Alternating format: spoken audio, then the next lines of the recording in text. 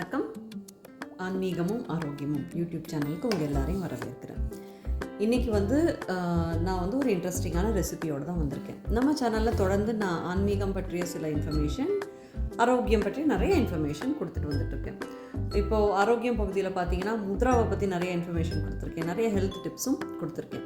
So கூடிய சீக்கிரம் நான் எப்படி இதுக்குள்ளே இந்த ஃபீல்டில் வந்தேன், என்னோடய பேக்ரவுண்ட் என்ன அப்படிங்கிற இன்ஃபர்மேஷனை உங்களோட நான் ஷேர் பண்ணிக்கிறேன். ஃப்யூச்சர் வீடியோஸில் வரும், தொடர்ந்து நீங்கள் சேனலில் பார்த்துட்டு வாங்க. இன்றைக்கி நான் மாப்பிள்ளை சம்பா ரைஸை வச்சு தான் ஒரு ரெசிபி பண்ண போகிறேன். நான் யூஸ்வலி நம்ம சேனலில் இப்போ ஆரோக்கிய சமையலில் நான் கொடுக்குற எல்லா ரெசிபீஸுமே ஒன்றா மில்லட் பேஸ்டாக இருக்கும், இல்லை ஏதாவது ஒரு டிஃப்ரெண்ட்டான ட்ரெடிஷ்னல் ரைஸ் பேஸ்டாக அந்த மாதிரி தான் நான் கொடுத்துட்டு வந்துட்டுருக்கேன். இப்போ எல்லாருக்குமே அவேர்னஸ் இருக்குது, நிறையா மில்லட்ஸ் யூஸ் பண்ணணும், நம்ம ஹெரிட்டேஜ் ரைஸஸ்ன்னு சொல்கிற இந்த பாரம்பரிய அரிசி வகைகள் யூஸ் பண்ணணும் அப்படின்னு சொல்லிட்டு இப்போ நிறைய மார்க்கெட்லேயும் கிடைக்குது. அதாவது மாப்பிள்ளை சம்பா, பூங்கர், காட்டு யானம், கருப்பு கவினி, மூங்கில் அரிசி, கீரி சம்பா, கிச்சிலி சம்பா அப்படின்னு அடுக்கிட்டே போகலாம். அந்த மாதிரி ட்ரெடிஷ்னல் ரைஸ் வெரைட்டிஸ்க்கு அதுக்குன்னு ஒரு தனி மணம், அதுக்குன்னு ஒரு தனி கலர், அதுக்குன்னு ஒரு தனி சுவை. இப்போ நான் எங்கள் வீட்டில் தூயமல்லி ரைஸ் யூஸ் பண்ணிகிட்ருக்கேன். ரொம்பவே நல்லா இருக்குது. அது ரொம்ப டேஸ்டியாகவும் இருக்குது, அந்த ரொம்ப ஃப்ளேவர்ஃபுல்லாகவும் இருக்குது. பேருக்கு ஏற்ற மாதிரி அப்படியே வெள்ளை வெள்ளையர்னு இருக்குது. நீங்கள் வேணால் ட்ரை பண்ணி பாருங்கள். இன்றைக்கி நான் இந்த மாப்பிள்ளை சம்பா அரிசி நீங்கள் எல்லோரும் பார்த்துருப்பீங்கன்னு நினைக்கிறேன். இது ஒரு மாதிரி ரெட்டிஷ் கலரில் இருக்கும், இப்படி ரெட்டிஷ் கலரில் இருக்குது. இதுக்கு ஏன் இந்த பேர் வந்தது அப்படின்னா, அந்த காலத்தில் புது மாப்பிள்ளைங்களுக்கு இந்த ரைஸ் சமைச்சு கொடுப்பாங்களாம். ஏன்னா அந்த காலத்தில் இந்த போட்டியெல்லாம் நடக்கும், இந்த இளவட்டக்கல்ல தூக்குறது, அதுக்கெல்லாம் ஸ்டாமினா வேணும் அப்படின்னு சொல்லிட்டு இந்த ரைஸை சமைச்சு கொடுப்பாங்களாம்.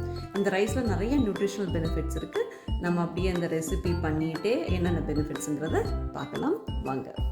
இப்போது இட்லி பண்ணுறதுக்கு நான் 2 கப்பு மாப்பிள்ளை சம்பா rice, 2 cup idli rice, 1 cup உளுந்து, ஸோ 2, 2, 1 இந்த ரேஷியோவில் நான் நல்லா வாஷ் பண்ணிவிட்டு 6 to 8 hours ஊற வச்சேன்.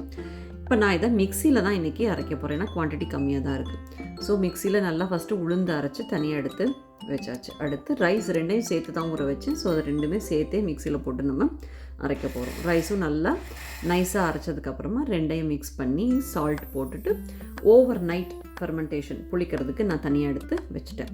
இப்போ நெக்ஸ்ட் டே மார்னிங் பார்க்கலாம். பார்த்திங்கன்னா நல்லாவே மாவு பொங்கி வந்திருந்தது. நார்மல் இட்லி எப்படி பொங்குமோ அப்படி தான் நல்லா பொங்கி வந்திருக்கு. இப்போ இந்த மாப்பிள்ளை சம்பா ரைஸ்லேயும் சரி, கருப்பு உளுந்துலேயும் சரி, ஃபைபர் கண்டென்ட் ஜாஸ்தி. ஃபைபர் ஜாஸ்தினாலே அது ஒரு நல்ல வெயிட் லாஸ் ரெசிபி, ஞாபகம் வச்சுக்கோங்க.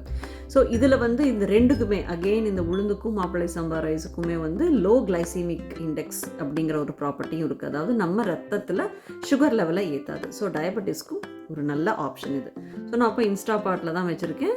ஸ்டீம் மோடில் வச்சுட்டு ஒரு 16 minutesக்கு செட் பண்ணிட்டேன். இப்போ பார்த்தீங்கன்னா தெரியும் எவ்வளோ சாஃப்டாக எவ்வளோ நல்லா வரும் பாருங்கள். நார்மல் இட்லி மாதிரி தான் டேஸ்ட் இருக்கும். டேஸ்ட்டில் எந்த வித்தியாசமும் தெரியல. கலர் மட்டும் கொஞ்சம் டிஃப்ரெண்ட்டாக இருக்கும். பட் நீங்கள் ட்ரை பண்ணி பாருங்கள். ஹெல்த்தியாக ஒரு ஆப்ஷன் இருக்குன்னா அதையே மிஸ் பண்ணணும் இல்லையா? ஸோ நான் இப்போ எடுக்க போகிறேன். ஸோ இன்றைக்கி நான் இதுக்கு தேங்காய் சட்னி தான் பண்ணியிருந்தேன். ஆஸ் யூஷுவல் இதுக்கு என்ன வேணாலும் நீங்கள் தொட்டுக்கலாம். ஸோ அதனால் தேங்காய் சட்னி தான் இன்றைக்கி நான் பண்ணியிருக்கேன். ஸோ நல்லாவே சாஃப்டாக வந்தது. எங்கள் வீட்டில் எப்போவுமே இட்லி கொஞ்சம் சின்ன சைஸ் தான். பார்த்தீங்கனாலே தெரியும் எவ்வளோ சாஃப்டாக இருக்குது. நான் பிச்சியும் காமிக்கிறேன் பாருங்கள். ரொம்ப நல்லா வந்தது. ஸோ நீங்கள் இந்த ரெசிபியை கண்டிப்பாக ட்ரை பண்ணி பாருங்கள். என்னோடய சேனலை தொடர்ந்து பாருங்கள். நிறைய இன்ஃபர்மேஷன் நான் கொடுக்க போகிறேன். உங்களுக்கு பிடிச்சிருந்ததுன்னா ஷேர் பண்ணுங்கள். கண்டிப்பாக சப்ஸ்கிரைப் பண்ணுங்கள். நன்றி, வணக்கம்.